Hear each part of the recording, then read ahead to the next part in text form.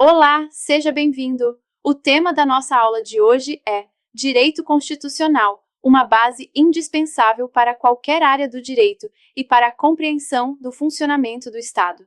Quando falamos em Constituição, estamos falando das regras mais importantes de um país, aquelas que orientam todas as demais leis, limitam o poder estatal e garantem os direitos fundamentais da população. O objetivo desta aula é mostrar por que esse conhecimento é essencial para qualquer profissional do campo jurídico. Em situações críticas, como uma crise sanitária, por exemplo, decisões urgentes precisam ser tomadas. Mas quem define os limites dessas decisões? Como garantir que medidas emergenciais respeitem os direitos fundamentais? É aí que entra o papel do direito constitucional: fornecer as diretrizes para uma atuação legítima e equilibrada do poder público. Ao longo desta disciplina, você vai estudar a estrutura da Constituição, o poder constituinte, os direitos e garantias fundamentais e os princípios que sustentam a atuação do Estado. Esses conceitos formam o alicerce do ordenamento jurídico brasileiro e servem de parâmetro para interpretar normas, avaliar condutas e proteger direitos. Compreender a Constituição é essencial para quem deseja atuar com segurança, responsabilidade e coerência jurídica. É esse conhecimento que permite questionar abusos, propor soluções justas e aplicar os princípios democráticos no dia a dia profissional, seja no serviço público, na advocacia, na gestão ou mesmo na formulação de políticas públicas. O domínio do direito constitucional fortalece a atuação técnica e ética. Por isso, aproveite este conteúdo para desenvolver uma visão crítica e aprofundada sobre o papel do direito na organização da sociedade. Estudar a Constituição é entender como ela estrutura o país e como ela nos conecta, enquanto cidadãos e profissionais.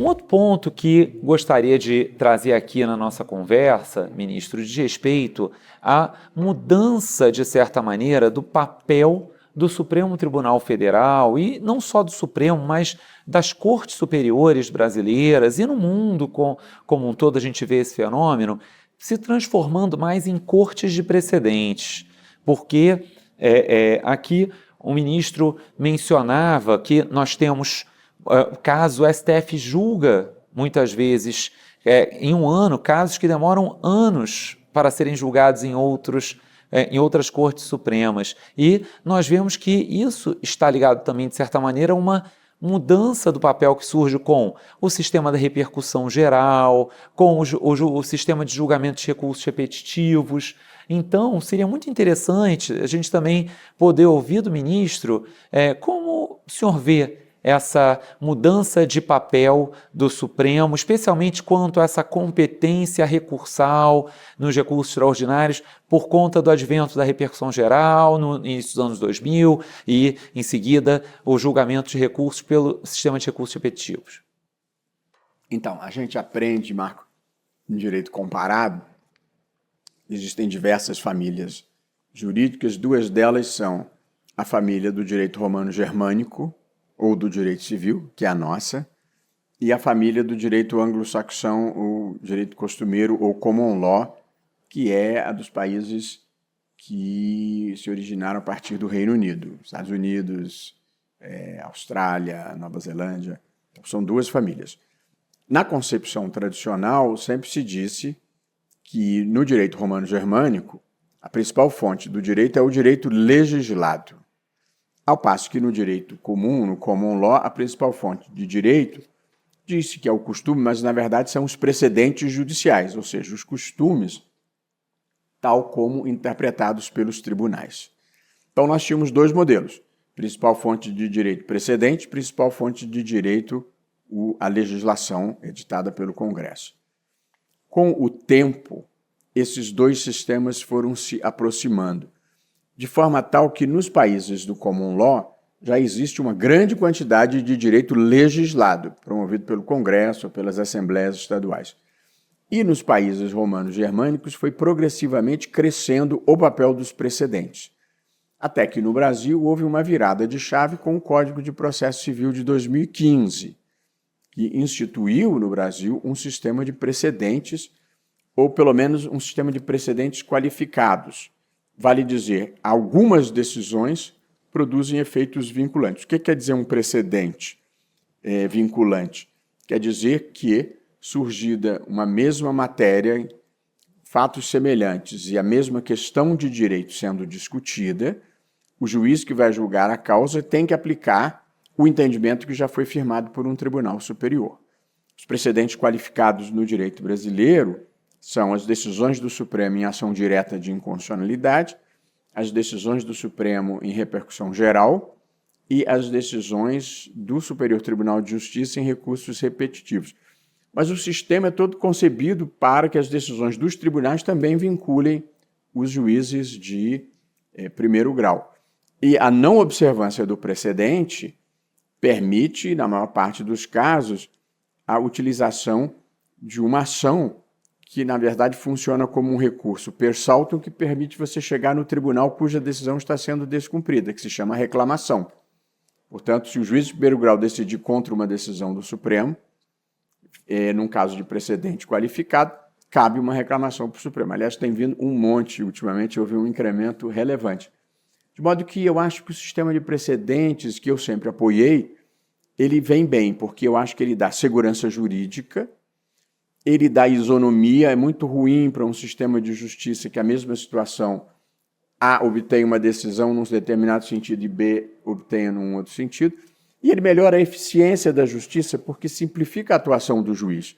Ele simplesmente gera essa matéria, já tem precedente na seguinte linha, julgo procedente, ou julgo improcedente e acabou. De modo que eu acho que essa é uma transformação importante e positiva para o Brasil, a migração para um sistema de precedentes. Está todo mundo ainda aprendendo a trabalhar com precedentes. Às vezes os próprios tribunais têm que aprender a respeitar os seus precedentes, o que no volume que os tribunais julgam no Brasil, às vezes pode ser mais difícil. Mas trabalhar com precedentes, você tem que fazer a distinção entre algumas categorias. Então você tem a decisão propriamente dita, a tese jurídica do julgamento, que se chama ratio decidendi, ou holding em inglês. Você tem o que se chama de obiter dictum, que são os comentários que você faz ao longo da decisão, mas que não são a decisão propriamente dita e, portanto, não vinculam. Você tem uma categoria importante que se chama a distinção, distinguishing. Então, a argumentação passa a envolver a demonstração de por que o meu caso deve ser enquadrado não no precedente A, mas no precedente B, ou num precedente, ou num tema que ainda não existe precedente. Portanto, um trabalho de você distinguir ou pelos fatos ou por alguma questão jurídica a diferença. Você tem um conceito de superação da jurisprudência, um overruling, que é quando você vai mudar um precedente estabelecido, de modo que a comunidade jurídica brasileira lida com uma nova novidade, que é um sistema baseado em precedentes, e está aprendendo a trabalhar com essas novas categorias. Precisa convencer os juízes de que é preciso diminuir o voluntarismo e seguir a orientação dos tribunais superiores, e convencer os próprios tribunais superiores a não oscilarem a sua própria jurisprudência.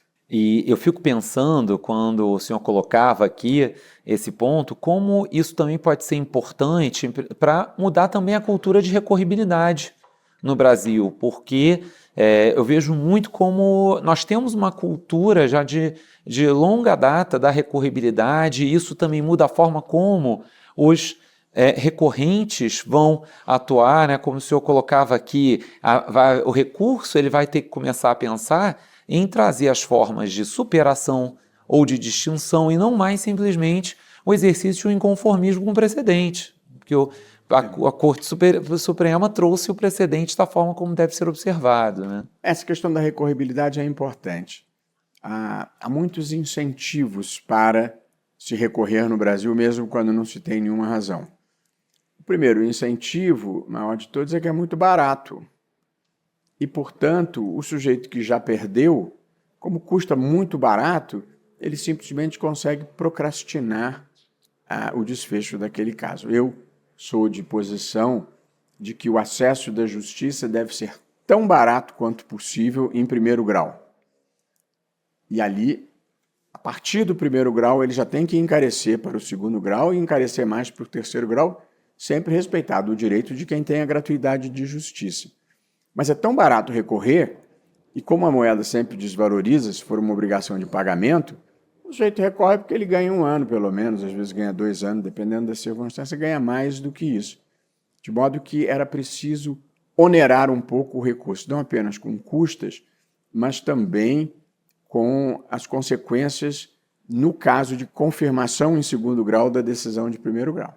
É muito interessante esse ponto que o professor colocava aqui, porque a gente fica pensando, muitas vezes eu fico pensando que, sobretudo quando se litiga contra o precedente, talvez termos os incentivos corretos em termos de custas também aqui, né? Como o professor colocava aqui, o acesso à justiça em segundo grau, ele ser mais oneroso que em primeiro grau. Se alguém vai litigar contra o precedente, recorrer a um Tribunal de Justiça ou ao Supremo para litigar contra aquele precedente que já foi firmado, ter um valor diferenciado de custas aqui, talvez seria um incentivo também para que se pense 2 vezes nesse recurso. Né? É isso.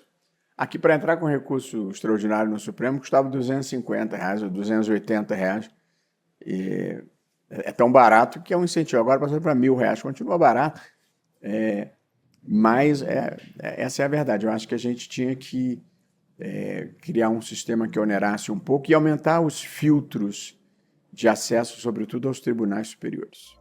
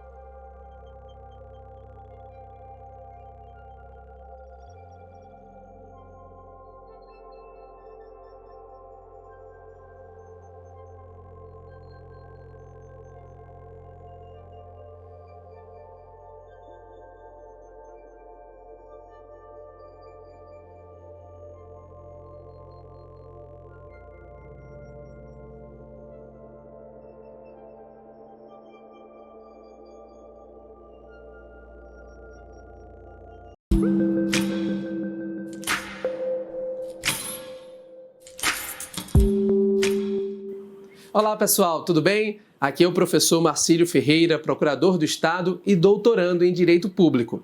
Nesta aula trataremos do assunto neoconstitucionalismo, fazendo uma diferença em relação ao constitucionalismo e compreendendo os seus marcos histórico, filosófico e teórico.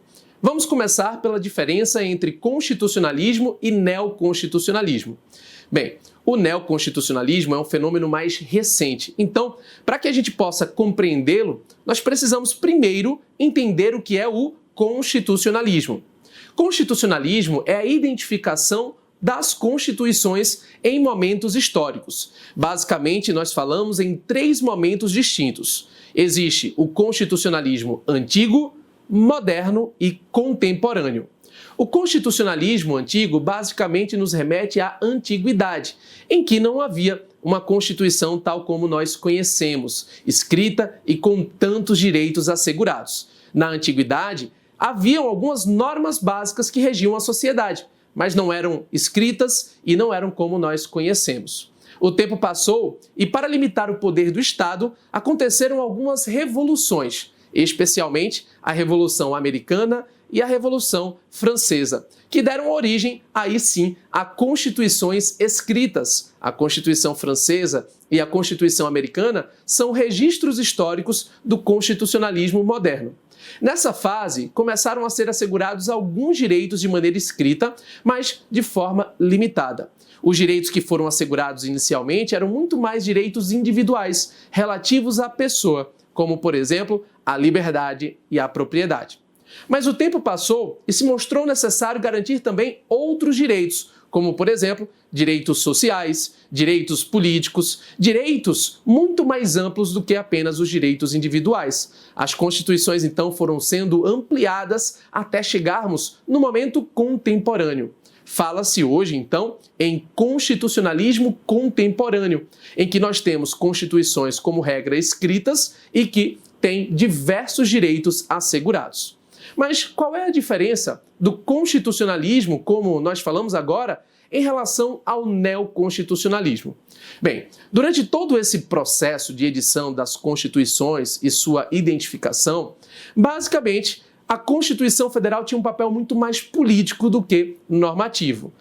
A lei tinha um papel muito mais de resolução dos casos concretos, enquanto que a Constituição, pela sua abstração, acabava não sendo aplicada a casos práticos. Atualmente, nós vivemos uma fase de neoconstitucionalismo, em que se reconhece a força normativa da Constituição para julgar, para decidir, para fundamentar casos. A Constituição, por exemplo, foi utilizada para termos uma regra relativa ao nepotismo, súmula vinculante número 13 do Supremo Tribunal Federal. Naquele caso, o Supremo entendeu que o nepotismo é uma prática vedada no ordenamento jurídico brasileiro. E a fundamentação foi a Constituição Federal, o artigo 37, caput, com o seu princípio da impessoalidade.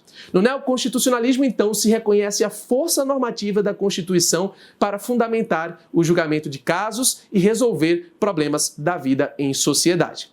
Basicamente, a doutrina aponta, então, 3 marcos relativos ao neoconstitucionalismo, a esse processo de reconhecimento e fortalecimento da Constituição. Primeiro, nós temos o marco histórico, que é o momento pós-guerra. Depois da Segunda Guerra Mundial, percebeu-se que não adiantava ter uma Constituição com um papel meramente político. A Constituição precisava ter uma força normativa e resolver casos concretos. E esse momento histórico passou a ser, então, o nosso pontapé. Do ponto de vista filosófico, também se aponta o pós-positivismo como fundamento do neoconstitucionalismo. O pós-positivismo é o reconhecimento de princípios que estão estabelecidos na Constituição e a sua força normativa para resolver casos. Do ponto de vista teórico, nós temos também o marco teórico fundamentado na virada sobre hermenêutica constitucional. A hermenêutica passa a identificar a força normativa da Constituição na hora de decidir, a supremacia da Constituição. Espero ter contribuído para o seu aprendizado e que você possa aprender da melhor maneira possível. Um forte abraço e até a próxima!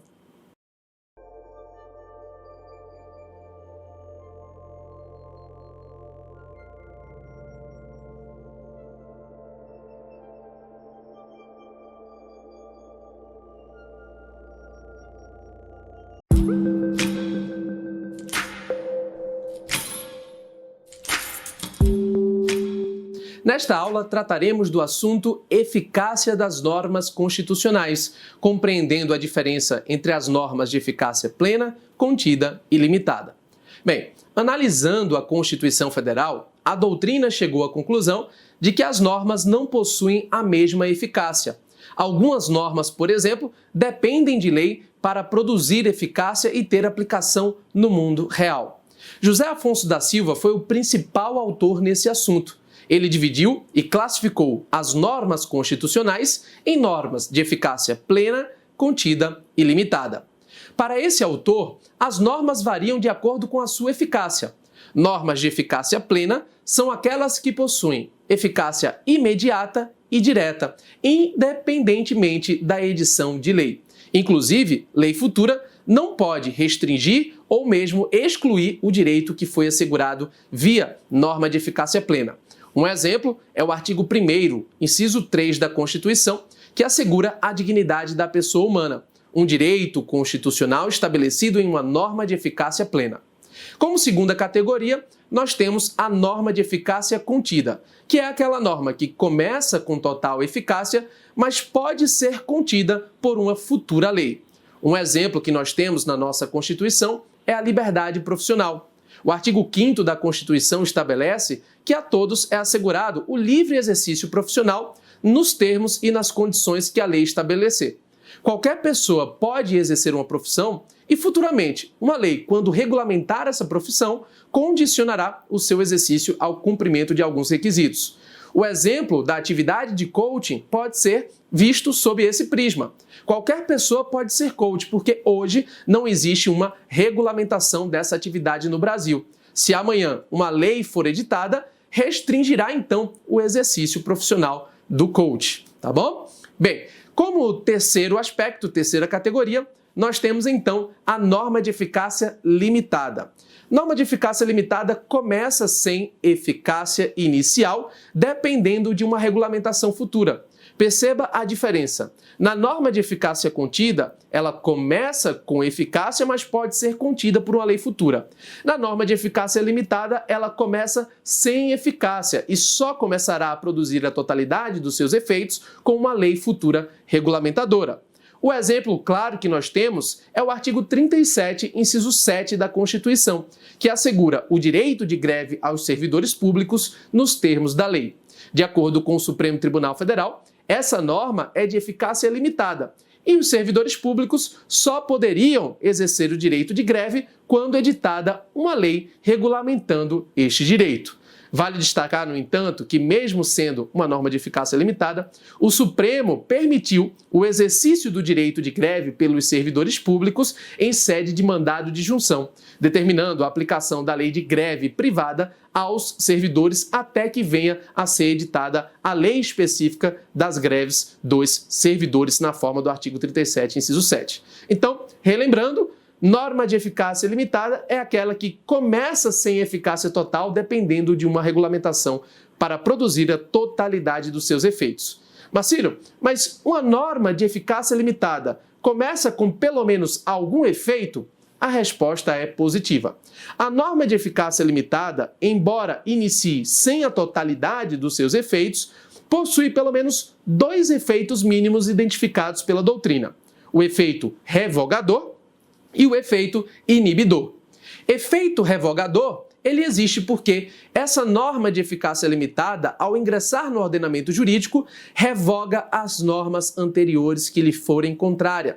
Então, por exemplo, uma lei que antes proibia um direito e vem uma norma de eficácia limitada passando a permitir, essa norma revoga a anterior. Então, uma norma de eficácia limitada, embora não produza a totalidade dos seus efeitos, revoga uma norma anterior. Norma de eficácia limitada tem, então, efeito revogador. E ela também possui o efeito inibidor, porque ela inibe a edição de uma lei futura contrária ao seu texto. Por exemplo, a Constituição assegura o direito de greve dos servidores. Não se pode editar uma lei dizendo que servidor público não terá direito de greve, porque isso esvaziaria o direito constitucional. Então, norma de eficácia limitada, embora não produza todos os seus efeitos, tem minimamente o efeito revogador e o efeito inibidor. Espero que você tenha entendido e conte comigo para o que precisar. Até a próxima!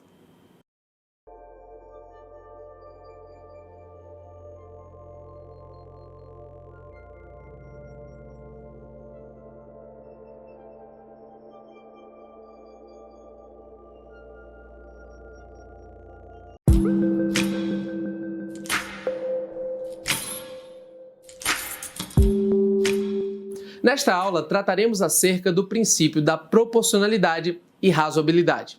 Mas antes de você conhecer esse princípio a fundo, é preciso relembrar a diferença entre princípios e regras na teoria geral do direito. Os princípios são muito mais abstratos, não possuem uma consequência clara. Um exemplo disso é o artigo 37, caput da Constituição, que nos traz uma lista de princípios, como, por exemplo, legalidade, impessoalidade, moralidade, publicidade e até mesmo a eficiência. Você pode fazer uma leitura do artigo 37, caput da Constituição e você não vai encontrar uma consequência clara em caso de violação a esses princípios. As regras, por outro lado, são muito mais específicas e contam com uma estrutura identificada pela doutrina. Regras são estruturadas através de um antecedente e de um consequente. Se acontecer algo, logo terá aquela consequência identificada na norma.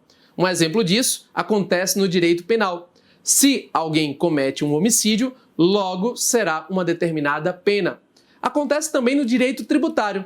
Se alguém pratica um determinado fato gerador, logo terá que pagar um tributo. Então, as regras são mais específicas do que os princípios, que possuem um elevado grau de abstração. Mas por que essa distinção é tão importante?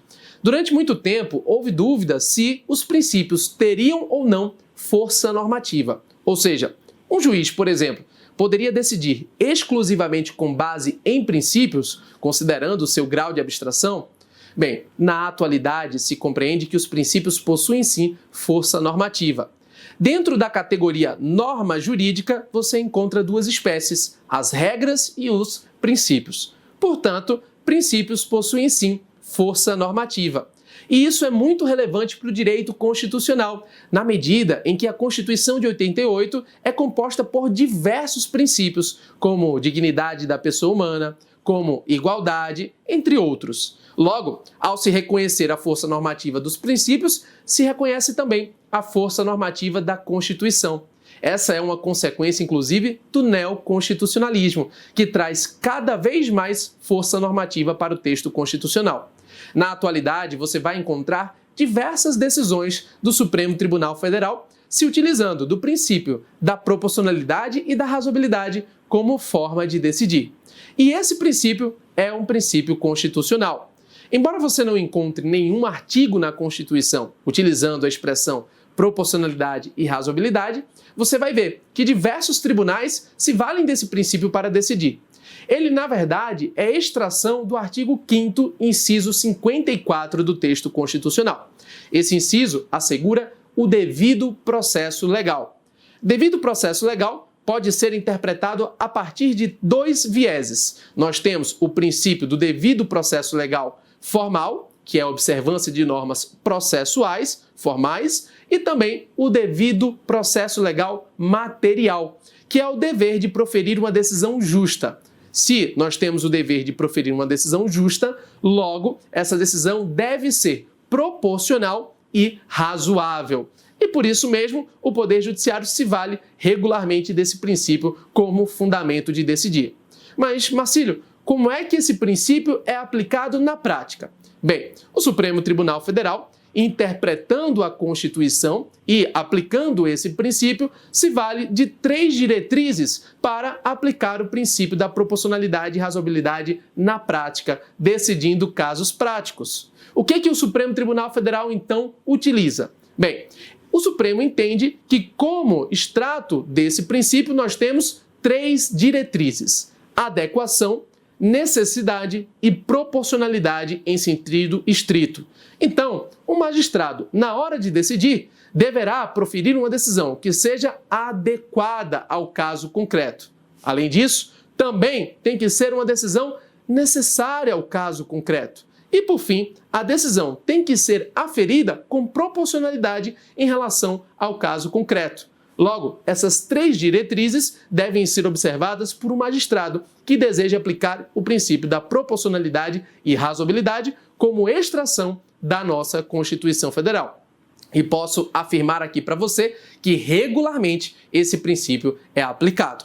Espero que você tenha compreendido e que isso tenha contribuído para o seu aprendizado. Um forte abraço e até a próxima!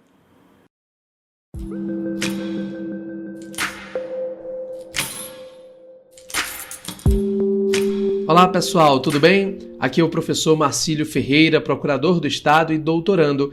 E hoje, neste podcast, vou tirar as suas principais dúvidas sobre o tema Teoria Geral da Constituição. A nossa primeira pergunta diz assim: quais são as consequências de se falar em supremacia da Constituição?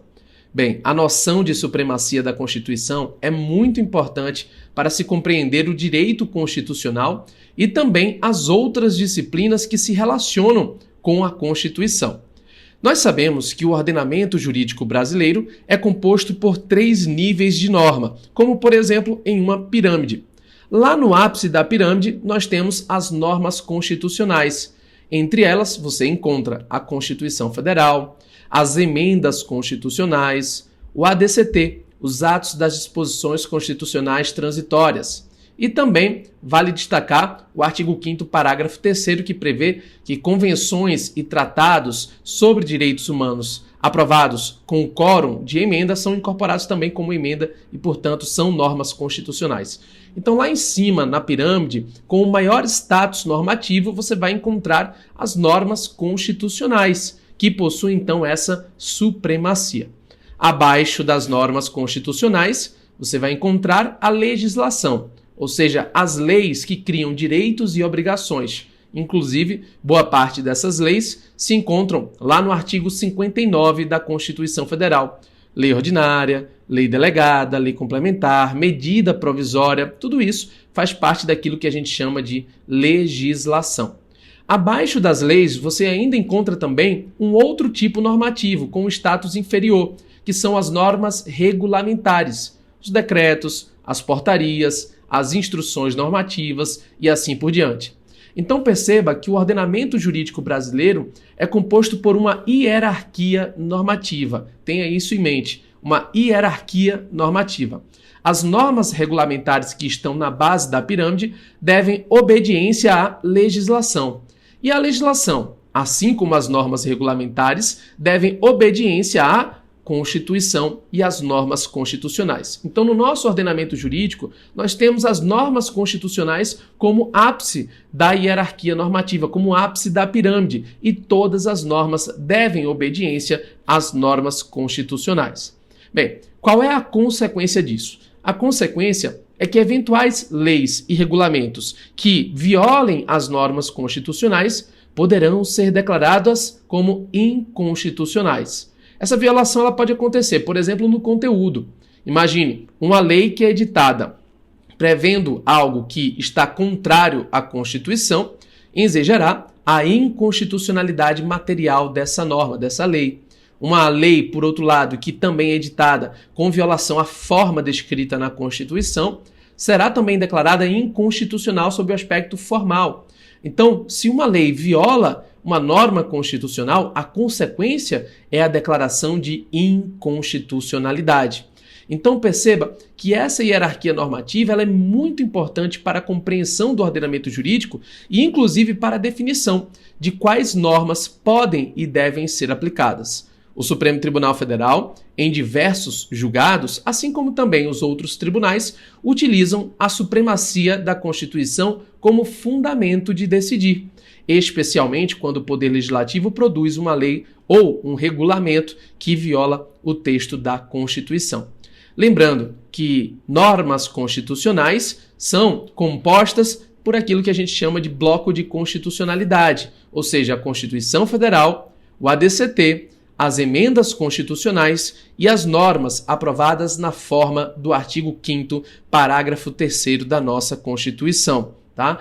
Esse conjunto de normas é chamado de bloco de constitucionalidade e compõe esse ápice da pirâmide, dando então fundamento de validade para todas as outras normas da pirâmide, para as leis e para os regulamentos. Então, você aí que está estudando direito constitucional tem que ter como pressuposto essa hierarquia das normas para poder compreender tanto a parte de teoria geral da Constituição, como também outras matérias, outros tópicos e até outras disciplinas. Por exemplo, dentro do direito constitucional, você estuda controle de constitucionalidade e lá a supremacia da Constituição é utilizada a todo momento.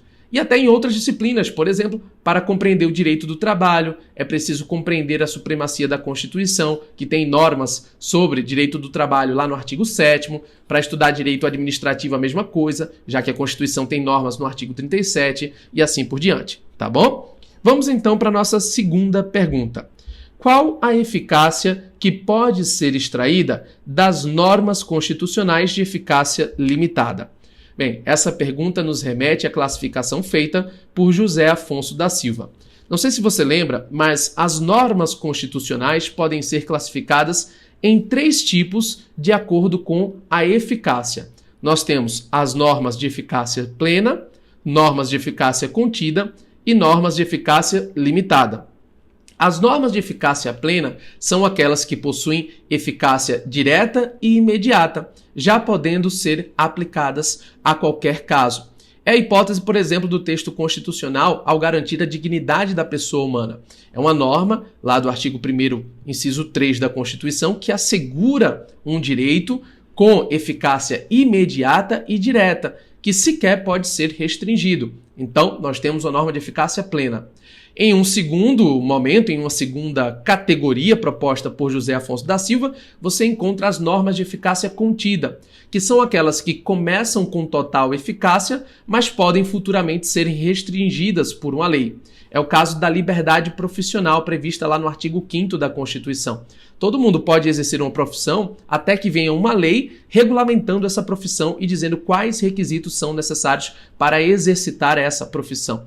Então, a eficácia da norma pode ser futuramente contida, mas ela já começa com eficácia total. Tanto é assim, por exemplo, que atualmente o caso da profissão de coach é um exemplo. Qualquer pessoa pode ser coach porque não existe uma lei regulamentando a atividade, mas amanhã é possível se apresentar e aprovar uma lei regulamentando essa atividade e restringir a eficácia da norma constitucional, que é contida, ou seja, ela pode ser contida por uma lei futura.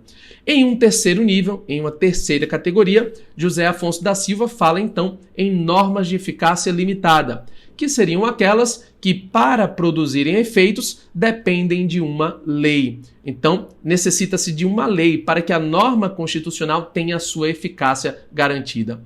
É o caso do direito de greve dos servidores públicos, estabelecido lá no artigo 37, inciso 7 da Constituição. Os servidores públicos, eles têm direito à greve nos termos da lei.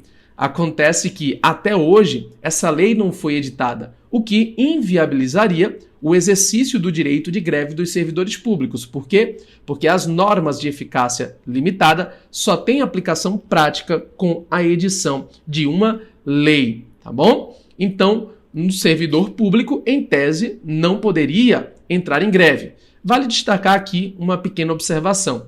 Atualmente, os servidores públicos podem entrar em greve porque o Supremo Tribunal Federal, julgando alguns mandados de injunção, entendeu por bem aplicar a lei de greve privada aos servidores públicos até que venha a lei específica de greve, dos servidores. Então, hoje, servidor público pode entrar em greve com base na lei de greve dos empregados privados, mas por conta de uma decisão do Supremo Tribunal Federal.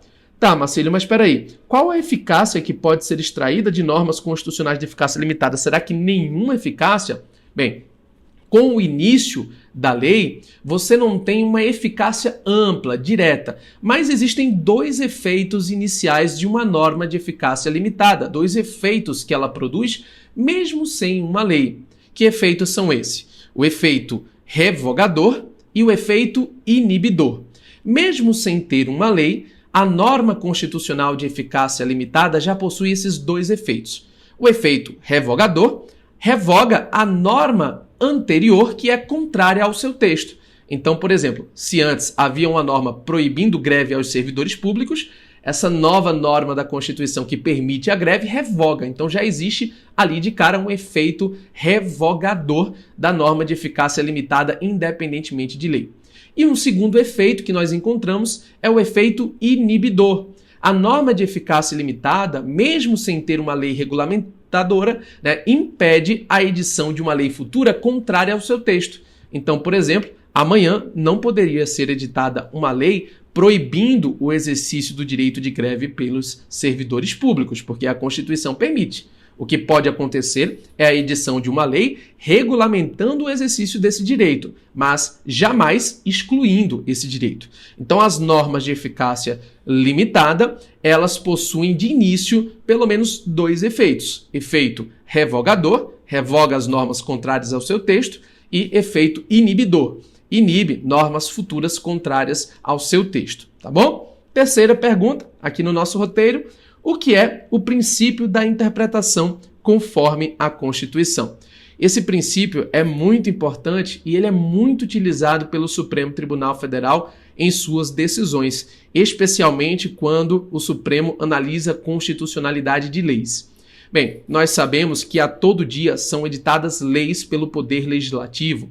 A todo dia você vai encontrar no Diário Oficial leis e mais leis regulamentando diversos temas. E, é claro, que essas leis acabam sendo objeto de impugnação perante o Poder Judiciário. O princípio da interpretação conforme a Constituição permite que o Poder Judiciário acabe conferindo a essas leis uma interpretação mais adequada ao texto constitucional. É o caso, por exemplo, que você deve ter acompanhado, do reconhecimento de direitos em relação à união homoafetiva. O nosso texto constitucional assegura, o direito à família, assegura o reconhecimento de direitos em relação a famílias protegidas constitucionalmente. E nós sabemos que a regulamentação que foi feita pelo Código Civil acabou delimitando ali a união a homem e mulher. Bem, diante disso, foi impugnada a norma perante o Supremo e o Supremo deu uma interpretação conforme a Constituição para conceber que a interpretação mais correta, mais adequada ao texto constitucional é aquela que não restringe, que não retira direitos também de pessoas que estejam em união homoafetiva. Então, deu-se a legislação uma interpretação mais correta conforme o nosso texto constitucional. E, para tanto, se levou em consideração, é claro, as normas da Constituição, como, por exemplo, a dignidade da pessoa humana, a liberdade, a igualdade, enfim, os princípios constitucionais que norteiam o julgador, que norteiam o magistrado. Então, dentro desse contexto, você tem como uma técnica, como uma possibilidade dada ao Poder Judiciário, uma interpretação que seja mais adequada ao texto constitucional. Perceba, a hermenêutica constitucional entende que a interpretação ela pode acabar indo para qualquer lado. Hoje em dia você tem múltiplas possibilidades de interpretação quanto às leis. Isso é realmente aferido na prática. Você vê que ministros, desembargadores, advogados têm interpretações diferentes sobre uma mesma lei. Só que dentro do contexto de supremacia da Constituição, deve-se adotar a interpretação mais adequada com o texto constitucional. Então, essa terceira pergunta, ela tem relação, inclusive, com a primeira pergunta, porque, afinal, a interpretação que se deve dar a uma lei é aquela que observe a supremacia da Constituição, que esteja mais adequada ao texto constitucional.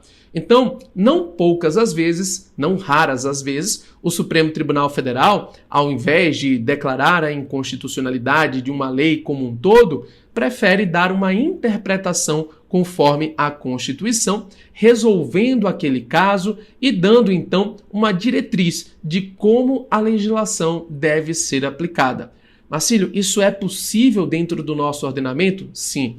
Tanto é possível que é utilizado bastante pelos tribunais brasileiros. Você não vai encontrar uma norma específica dizendo que o princípio da interpretação conforme a Constituição deve ser uma prática. Não existe uma norma específica. Essa é uma diretriz que é colhida lá da parte de hermenêutica constitucional, de interpretação constitucional. Além das normas, das regras, das diretrizes de interpretação que existe na teoria geral do direito, o direito constitucional conta com princípios e métodos próprios. Entre os princípios da Constituição, entre os princípios da interpretação constitucional, você encontra o princípio da interpretação conforme a Constituição. E o magistrado poderá se valer desse princípio como uma forma de solucionar aquele caso. Então, não serão raras as vezes em que você encontrará decisões que deram interpretação a uma lei ou uma norma conforme o texto constitucional. E essa técnica tem por objetivo assegurar a supremacia da Constituição. Espero que você tenha entendido as lições que nós transmitimos hoje e aproveite da melhor forma possível. Um forte abraço e muito obrigado!